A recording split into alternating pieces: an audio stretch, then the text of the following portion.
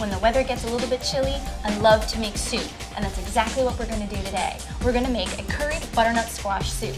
And yes, you can make squash soup, and it doesn't even have to be Thanksgiving.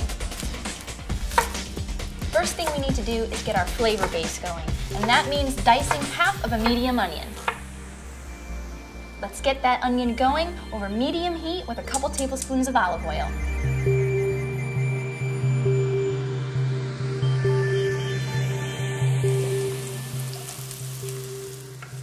So while the onions are cooking away in the pot, it's time to attack our butternut squash. First we need to trim the ends, then we'll peel it,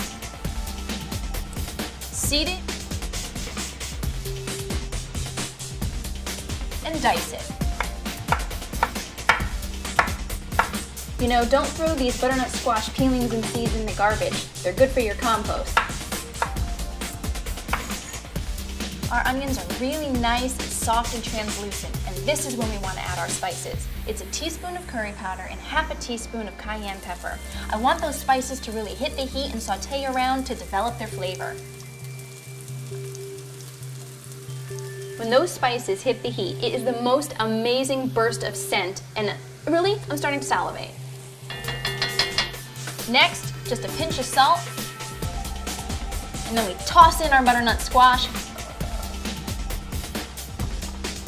About 2.5 cups of broth. I'm going to use chicken broth, but you could always use vegetable broth and keep this 100% vegetarian. Now stir everything around, put the lid on it, and let it cook for about 20 minutes until the butternut squash pieces are fork tender. It's ready, and so now we blend. And it's a really fun chance for me to use my new favorite kitchen gadget, the immersion blender. But if you don't have one of those, it's no big deal. You can use a regular blender. Just be very careful when you're blending hot liquids. And if you are going to use an immersion blender, be sure to turn off the heat.